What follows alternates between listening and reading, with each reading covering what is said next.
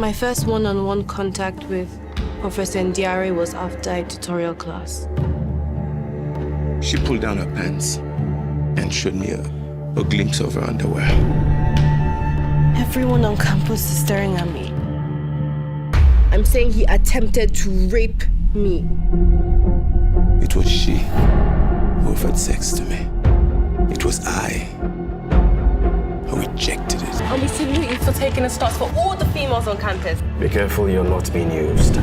Part of her story is accurate, but the rest is a complete figment of Miss Aloa's fertile imagination. Professor. They all think they can swim until somebody drowns. So hi guys, how you doing? My name is Kunle Afolayan. I know you missed my face, right? Did you miss my face? I'm sure you did. You didn't miss me. It's fine. Anyways, it's okay. Anyways, whether you missed me or not, it is time for movie review. And today, I want to review the movie Citation. Alright, now this movie was directed by Kunle Afolayan, and you know that any movie Kunle Afolayan does is always a mind-blowing movie. Alright, and one of the things I want to talk about before talking about the story of this movie is how much work the actors of this movie put into acting the movie. Right, I've just been thinking about how much work they put into getting into character. Right, how much work they put into themselves even before getting on set. Right. Because for instance, of course there was Temi Otedola, there was Iniedo, there was Yomi Fashlanso, there was Ibukwan Woshika,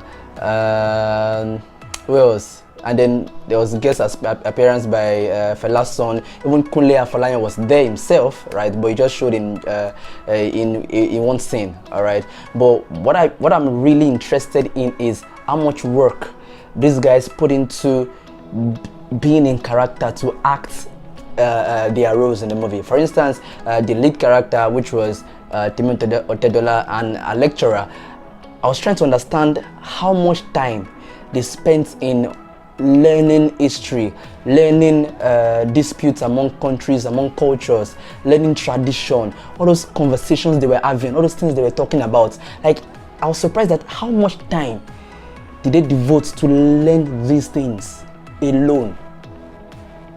Right? And not to talk about speaking French, because I'm sure that not all of them could speak French before the movie. Some of them went to learn French before acting the movie, just because of the movie. That was why they learned French, and they were speaking it so amazingly. So I was wondering like how much time did these guys spend in learning these things that they were doing before even coming on set in the first place? And that was just mind-blowing for me. Even Gabriel Afolayan, he went to learn the moves, the fighting moves, and then at some point he did a backlift. I'm not sure. I don't know if he could do that before the movie, but then that's so much work put into too much work in one movie. Trust me, right? So I just want to appreciate the fact that these guys wanted to act a movie and they did everything that they could to get themselves into character. Right? They learned them. I'm sure they would have pushed themselves to the limits, trying to learn, trying to fit the character, learn and perform their roles amazingly. And that was one of the things that stood out for me. Trust me. All right. And I think another thing that I will talk about is the fact that they kind of found a way to like bring up our culture, our tradition, places. The things you see in the movie are things that make you see Africa in another light, in a way. I'm not sure, I don't know if I'm saying this right, but the things you see in the movie are just things that make you look at Africa like, wow, wow, wow. Like they explored Africa, right? That's another thing I like about the movie. Trust me, like, I don't even want to talk about the story yet. Like, I don't want to talk about the story of the movie yet. I just want to talk about the fact that this movie is an amazing body of work. Trust me. And I'm sure that it took so much time, so much effort. And these guys were they did this movie because they were willing to put everything it takes, or everything it was going to take to make the movie. All right. So getting to the story, right? The story is something that most of us are familiar with. It was a story about a lecturer who wanted to date a student, right? And then the sex for grade kind of escapade in universities. And the thing here is the fact that like this movie tells us the story of the typical what happens between lecturers and female students in school. And of course, we know that sometimes these female students cannot come out and talk. They can't say anything. They can't speak up because they feel like the lecturer has the upper hand, right? The lecturer has everything to silence them, right? And they can't just come out and talk. So this movie just tells that story in an amazing way, putting everything into character, putting the fact that, see, the thing that makes it so amazing is the fact that the story wasn't just told in a way that, in a direct way, in a way that is just takes the story into recognition. It was told like it's a typical school where they went on excursion, they did this, they did that, they did this, they did. Do you get to, like, they painted the story of a typical university and then trying to tell the story. All right. So the story was about the normal. Did I just say normal? That's not normal. All right. The infamous sex for grade escapade, where there was a brilliant child, Temi Otedola, who is very brilliant, amazingly brilliant. She was a star in amongst her peers, right? She was writing a master's degree, and a lecturer who wanted to take advantage. I wouldn't say take advantage per se, but yeah, I'll say take advantage because the guy is one corny person like that. So he wanted sex from her, and of course she had a boyfriend, Kunle Afolayan, and at some point Kunle Afolayan was not very okay with the fact that she was getting close to the lecturer. Now she was getting close to the lecturer because she's bright, and because the lecturer is a professor, and because of her aspirations. They're writing master's degree, for Christ's sake, and she was getting close just because she wanted, for academic reasons, basically. All right, but unknowing to her, the lecturer had another motive, an ulterior motive, and the lecturer is one guy that is manipulative.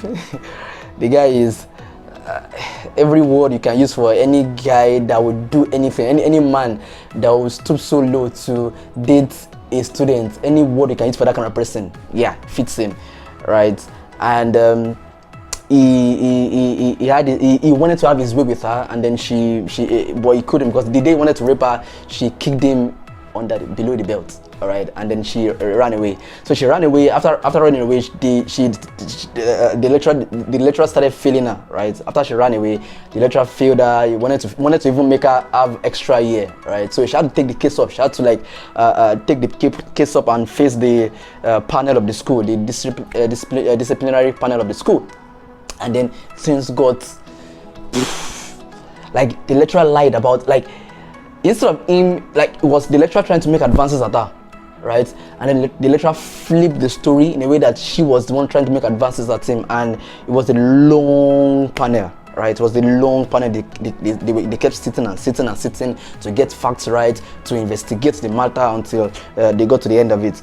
And this movie just gives a voice to every lady who might be facing the same thing it might not even be in a school. It might be in a workplace.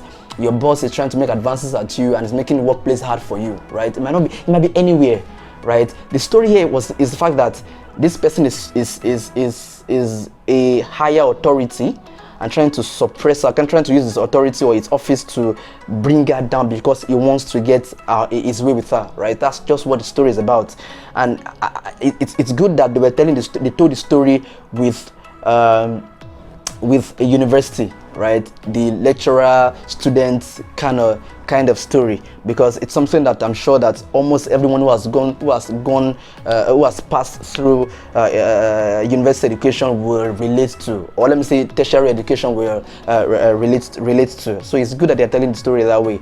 And at some point, the whole thing broke the girl down. Even her relationship with her boyfriend went sideways. They broke up just because the lady was getting too close with the lecturer and the guy didn't like it, so he had to break up. And then of course the guy was just jealous, right? He was just jealous basically. And then they came back at the end of the day. But what I think I like about this movie is the fact that this story was told amazingly, in an amazing way, and I think that everybody should watch this movie. This movie gives a voice to every woman out there who is suffering the same thing, the same fate with this lady in this movie, and I think it's just amazing. It's just very, very good, and the actors, they played their role so amazingly. I think I'll give this movie a 9 over 10. Like a 9 over 10. I'm not even thinking about it again. It's like a 9 over 10. That's it. And yeah, so that's it. So I think you should watch Citation. Citation is an amazing movie that I think that you should watch. There was so much work put that the actors put into that movie. Like, I think just watch it. That's it. Just watch it. That's all I can say, right? So when you are done watching it, you can see why I am this way. All right. So as I said before, I give it a 9 over 10. So thank you for watching this review. All right, I know I've not been making so much movie reviews recently because it is what it is. All right, but hopefully from now we'll be seeing movie reviews back to back because now I'm in character. I can watch movies from now to any time. You get? So from now I'll start watching more movies and you start seeing more movie reviews. So keep it logged. Thank you for watching this review. I'll see you in the next one. Bye.